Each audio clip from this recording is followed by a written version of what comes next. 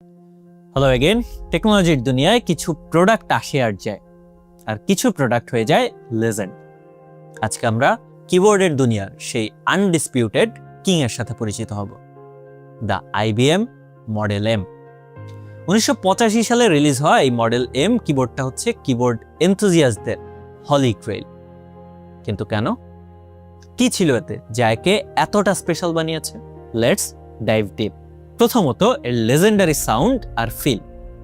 এটা প্রত্যেকটা কিয়ের নিচে বাকলিং স্প্রিং নামে একটা প্যাটেন্টেড মেকানিজম ইউজ করত। যখনই তুমি একটা কি প্রেস করতে, স্প্রিংটা কোলাপস করে একটা incredibly satisfying loud click sound তৈরি করত। কিন্তু এই ক্লিকটা শুধু শব্দ ছিল না, ওটা ছিল ট্যাকটাইল ফিডব্যাক। তোমার ব্রেইন ইনস্ট্যান্ট ফিজিক্যাল কনফার্মেশন পেত যে কিটা সাকসেসফুলি প্রেস হয়েছে।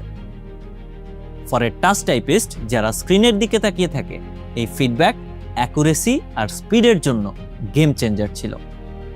ইট বিল্ডস কনফিডেন্স। দ্বিতীয়ত, এটা তৈরি করা হয়েছিল একটা ট্যাঙ্কের মতো করে। সিরিয়াসলি, এর ভেতরে একটা স্টিল ব্যাকপ্লেট ছিল, যার কারণে এর ওজন ছিল 2 কেজিরও বেশি।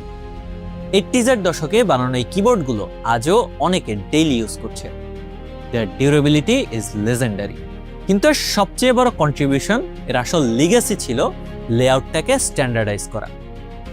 মডেল এম এর আগে কিবোর্ড লেআউট ছিল ওয়াইল্ড ওয়েস্টের মতো। বিভিন্ন কোম্পানি ভিন্ন ভিন্ন কিগুলো ভিন্ন জায়গায় রাখত। মডেল এম আমাদের দিয়েছে 101 কি এনহ্যান্সড লেআউট, যার উপর বেস করেই তোমার আজকের কিবোর্ডটা প্রায় নিশ্চিতভাবে তৈরি। ফাংশন কিসগুলো উপরে এক সারিতে, অ্যারো কিসগুলো ওই ফেমাস ইনভার্টেড টি শেপে, আর নাম্বার প্যাডটা ডান দিকে। এই সব কিছুকে অর্গানাইজ করে একটা লজিক্যাল স্ট্যান্ডার্ড ফরম্যাটে নিয়ে এসেছিল মডেল এম। এটা মডার্ন কিবোর্ডের জন্য একটা ব্লুপ্রিন্ট তৈরি করে দিয়েছে।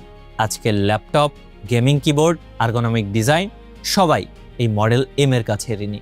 It created a universal muscle memory for all computer users. So, the Model M perfected the physical layout. কিন্তু এর ভিতরের লজিক্যাল লেআউট, সেটা কিন্তু সেই কোয়ার্টি রয়ে গেল, যা আমরা জেনেছি টাইপরাইটারের জ্যাম আটকানোর জন্য তৈরি হয়েছিল।